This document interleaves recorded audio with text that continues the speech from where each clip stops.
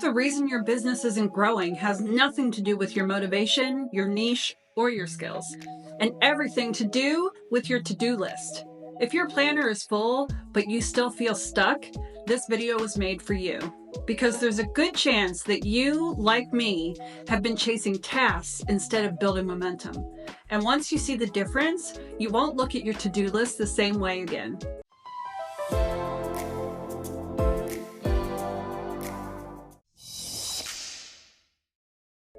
I used to feel incredibly productive, crossing off 10 to 12 things a day. I'd get to the end of a Saturday and I'd think, look at all the stuff that I did. But then I'd zoom out and realize that none of those tasks were actually helping me grow my audience, build trust, or generate revenue. I was even adding things like feed the dog or revise my color palette to my to-do list, just so I could check them off and feel like I accomplished something. And hey, I love my dog and I love a good brand refresh, but neither of those things were moving the needle in my business. I was busy, but I wasn't building. And this matters even more when you're building a business in the margins like I am. When you only have nights and weekends to make this work, when you're balancing a full-time job, family, maybe even grandkids, what you choose to focus on matters so much more. Let me tell you what that looked like for me. In my first month on YouTube, I thought I had to produce super polished videos, so I would spend my entire Saturday, literally 14 hours, filming, editing, scouring the internet for royalty-free B-roll footage. I'd layer animations, transitions, sound effects, because I believed that's what it took to look professional. One day, though, I realized I was spending 12 to 14 hours to publish one video, and for what? I started doing some research while sitting on the couch next to my husband watching TV, and I found that the first 30 seconds of a YouTube video are the most important. That's what decides whether people keep watching or click away. So I stopped editing like I was producing a mini documentary, and I started putting my energy into making the first 30 seconds amazing, clean, punchy, curiosity building. That one shift cut my editing time down by 2/3. I still hit my publishing goal, and I didn't lose my whole day Saturday in the process. When you only have a few hours a week to work on your business, where you spend your energy has to be strategic. So here's what I call the false productivity trap. It's when you spend all your time doing things that feel important, but when someone asks you, so how's your business going? You realize that you don't really have an answer for them. That happened to me. My husband asked me that exact question, and I paused because I didn't know what to say. I had all these feel-good metrics, people joining my wait list, DMs saying this was so helpful, new followers, positive feedback. But when it came to actual results, I hadn't launched anything yet. I had a product. People were literally asking me for it, but I hadn't put it up for sale. Why? It wasn't a lack of time.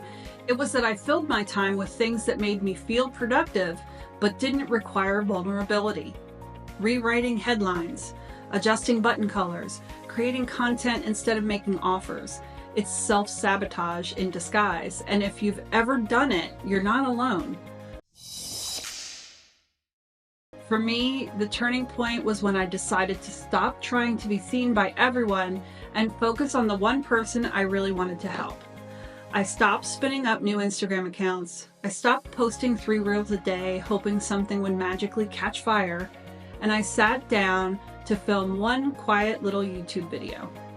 It wasn't flashy, it wasn't perfect, but then someone commented on it. And she said, I'm just starting a travel business and I was thinking to post on Instagram, but now you've got me thinking I won't have any followers, so I won't have an email list. I'm looking forward to your next video. Man, that one comment changed everything because it was from someone exactly in my target audience. I knew then I didn't need more effort, I needed better alignment. That's what led me to create my own personal rule for what gets on my to-do list. I call it the revenue first rule. It's like a simplified version of Eat the Frog, if you ever heard about that, where you do the highest impact tasks first. But with this rule, it's not about difficulty, it's about direction. So here's my rule. If a task doesn't build visibility, trust, or revenue, it goes on the do it later list. And I apply this every time I sit down to work, especially on a Saturday morning when I've got my full day dedicated to building my business. I've got my planner open, coffee in hand, and I ask, will this help someone discover me? Will this show someone I know what I'm talking about? Will this make it easier for someone to buy something I've made? If it doesn't do one of those things, it can wait. Even now, I have a video walkthrough I need to record for my $7 product. And you know what? I've put it off for weeks. Instead, I worked on things that felt easier, but weren't as important. Recording this video might just be the kick in the ass that I needed. So let me give you a real world comparison. Here's a busy day.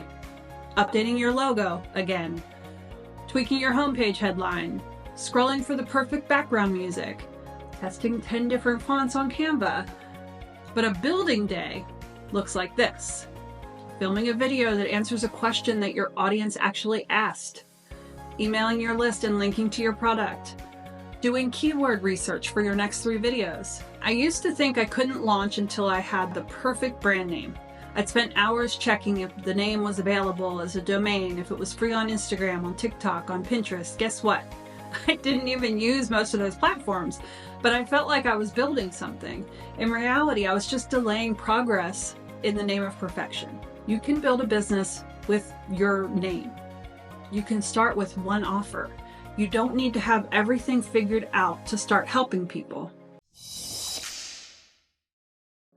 So how do you actually prioritize when everything feels important?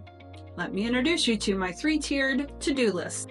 Tier 1 is the revenue first tasks, okay? These are directly tied to someone being able to pay you. Publishing your product, building or updating your sales page, sending an email with a buy now link, creating content that links to an offer. Tier 2 are the supportive tasks. So these pave the way for sales, but they don't drive them directly. So you have things like keyword research, planning content, customer support, answering questions, writing helpful content that doesn't sell anything directly. And then tier 3 are your nice to have tasks. These are satisfying, but they're not urgent. These are things like playing with your brand colors, organizing Canva, refreshing your logo, rewatching old tutorials, downloading more stock photos.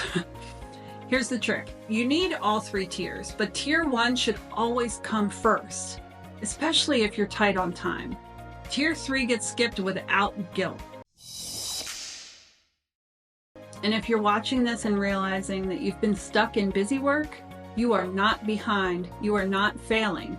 You're just overdue for a better system, one that gives you clarity, not chaos. And when you feel yourself slipping back into the false productivity trap, here's what I end up saying to myself. You already know you found your product. You have an audience. It's growing slowly but surely. People are asking questions. They're thanking you for what you're sharing. So don't doubt yourself. Trust what you're bringing. Don't stand in your own way. Put it out there. If you found this helpful, do me a quick favor and hit that like button. It helps me, but more importantly, it helps other people like us find this kind of content. And if you haven't already, please hit subscribe. We do real world business building here, not hustle culture. Now you might be wondering, okay, so I need to focus on visibility, trust, and revenue, but how do I actually start making money online? You don't need a huge audience. You don't need a fancy website. You just need what you already know and the right tools to turn that into a simple, helpful digital product. And in the next video, I'll walk you through exactly how to do it. If this saved you time or gave you clarity, please hit like and subscribe. I've got a lot more videos coming and they're all made with you in mind.